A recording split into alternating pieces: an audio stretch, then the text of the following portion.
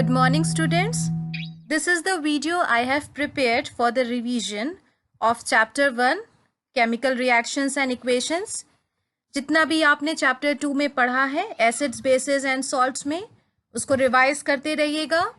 और जो भी मैं रिवीजन करा रही हूँ, मैक्सिमम मैं कोशिश करूँगी कि जो क्वेश्चंस जिस तरीके से पूछ रहे हैं उसको कवर करें.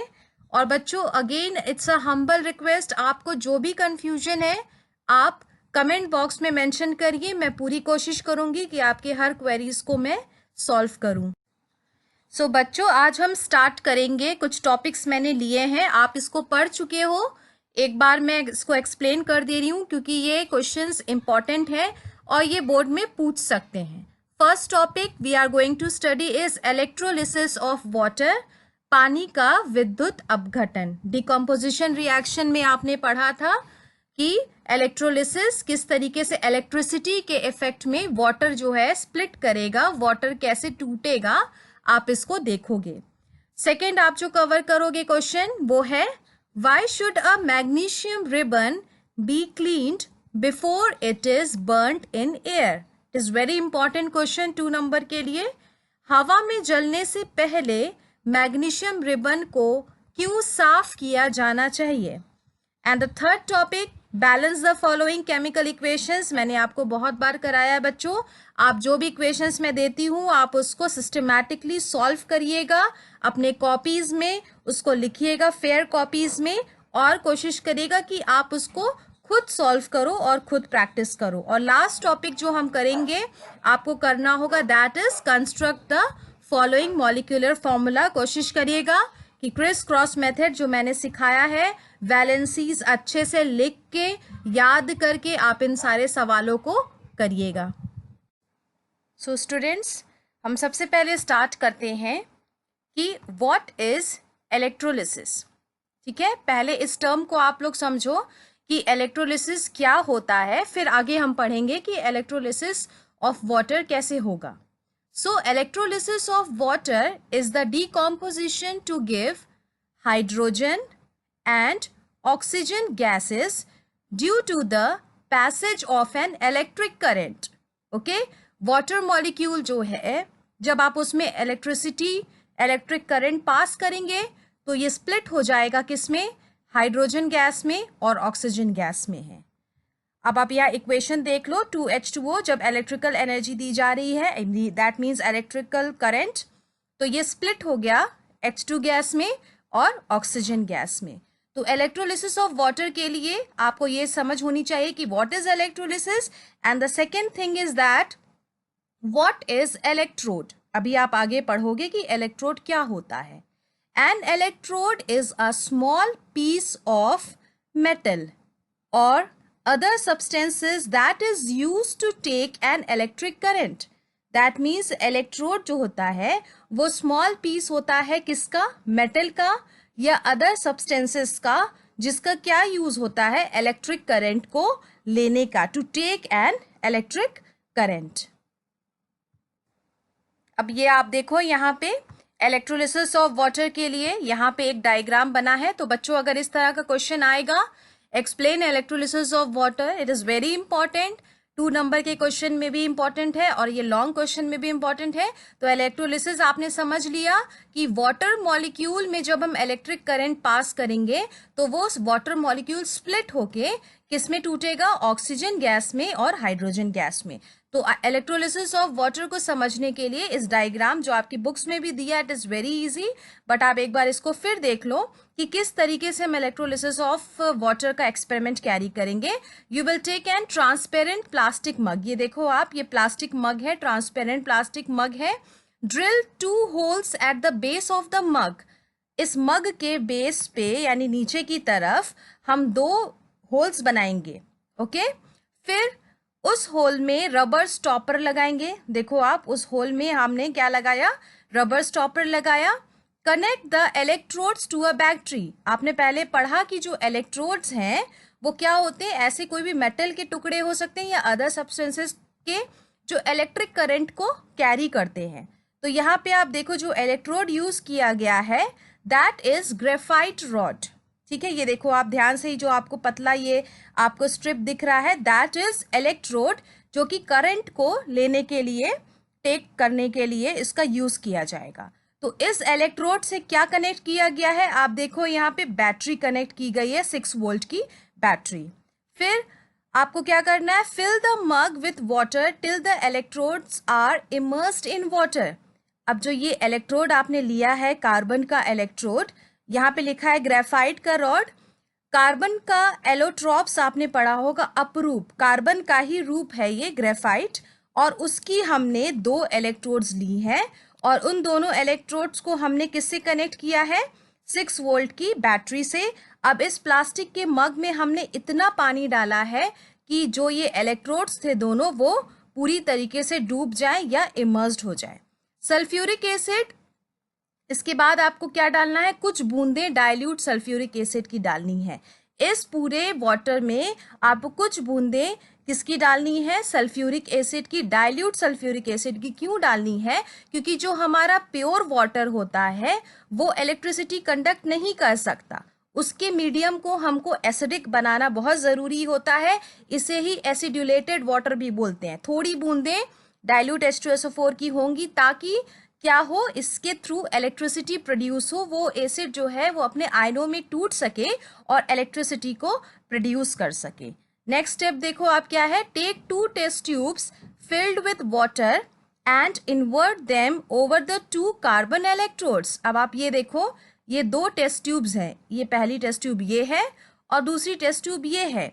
इसको क्या किया गया है, टेस्ट ट्यूब में वाटर भर के, पानी भर के, इन दोनों इलेक्ट्रोड्स के ऊपर उलट के इन्वर्ट पोजीशन में डाला गया है। ध्यान देना, इन दोनों टेस्ट ट्यूब में पहले पानी भरा गया है और केयरफुली इन दोनों इलेक्ट्रोड्स के ऊपर इन्वर्ट पोजीशन में रखा गया है। Now switch on the current and leave the whole setup undisturb. अब आपको क्या करना है, स्विच ऑन करना है करंट को, और इस पूरे एपरेटस को कुछ समय के लिए बिना किसी डिस्टरबेंस के इसको छोड़ देना है।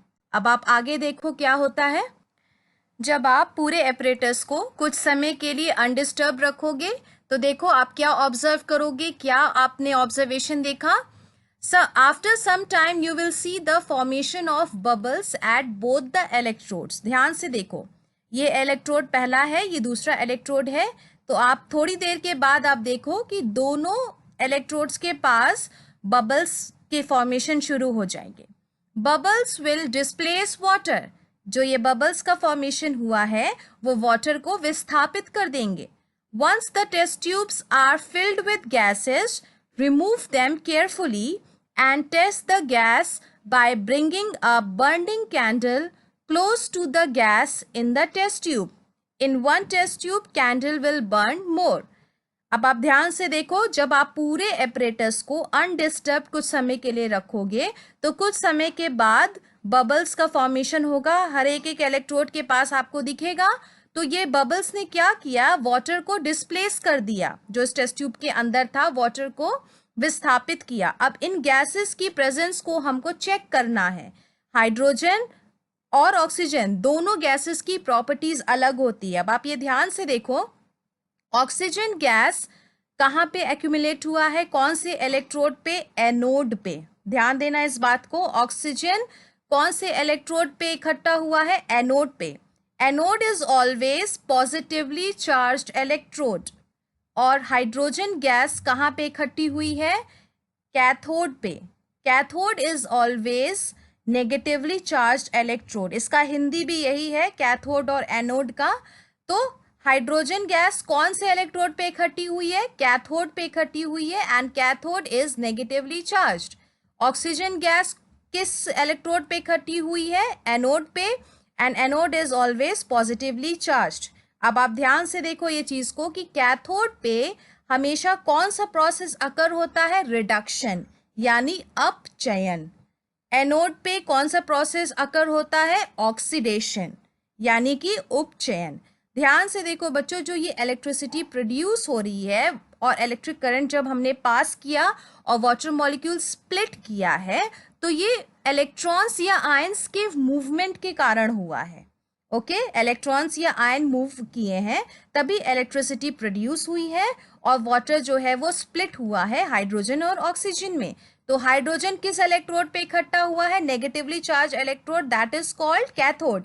And on cathode always reduction takes place, अपचयन। ऑक्सीजन गैस किस इलेक्ट्रोड पे इकट्ठी हुई है?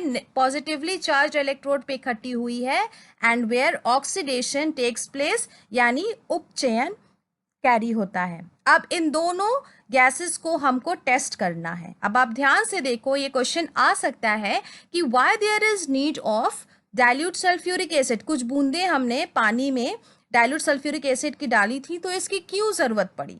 तो इसका आंसर ये है कि water is a bad conductor of electricity. Water जो है वो इलेक्ट्रिसिटी का कुचालक है, मतलब वो इलेक्ट्रिसिटी प्रोड्यूस नहीं कर सकता। सो हमें कुछ उसके मीडियम को एसिडिक बनाना पड़ेगा, तभी वो इलेक्ट्रिसिटी को प्रोड्यूस करेगा। On passing electric current H2O will decompose into oxygen and hydrogen. Next slide में मैं बताऊंगी कि कैसे आप इसके प्रेजेंस को चेक करोगे। ऑक्सीजन की अलग प्रॉपर्टी होती है और हाइड्रोजन की अलग प्रॉपर्टी होती है।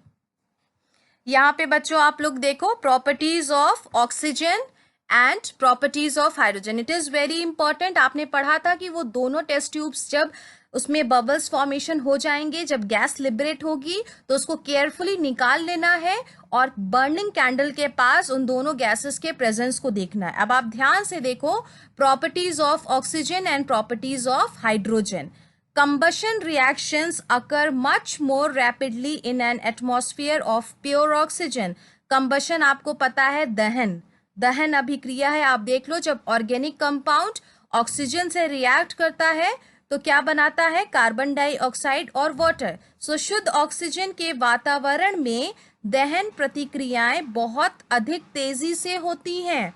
दैट मीन्स ऑक्सीजन गैस जो है वो कंबशन यानी दहन को बहुत ज्यादा सपोर्ट करता है।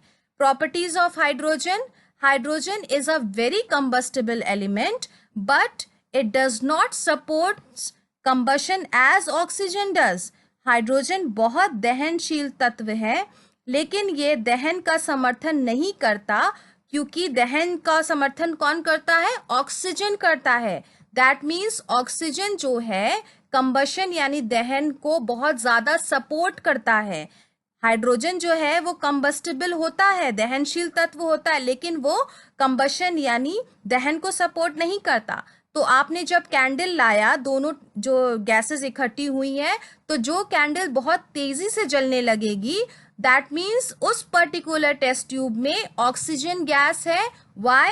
Because oxygen gas supports combustion, दहन को सपोर्ट करता है। और जिस टेस्ट ट्यूब में हाइड्रोजन गैस है, अगर आप उसके पास बर्निंग कैंडल लाओ, जलती हुई कैंडल, तो वो तुरंत बुझ जाएगी। That means hydrogen gas does not supports combustion, वो दहन अभिक्रिया को सपोर्ट नहीं करता है। स्टूडेंट्स, मैंने हिंदी में भी बताया है, आप इसको नोट कर लेना। मैंने एक्सप्लेन कर दिया है, आप इसका नोट्स देख लेना। पानी के विद्युत अपघटन के बारे में बताइए, सारी चीज़ें सेम है, आप इसको देख लेना। किस तरीके से आपने मग लिया, उसमें इलेक्ट्रोड लगाया, फिर उसमें पानी भरा आपने, और पानी में कुछ बूंदें आपने सल्फ्यूरिक एसिड की डाली, और उसके बाद आपने स्विच ऑन किया ताकि इलेक्ट्रिसिटी पास हो, और उसके बाद वो किस तरीके से स्प्लिट किया, वो सारे एक्सपेरिमेंट सेम है, आप उसको देख लेना।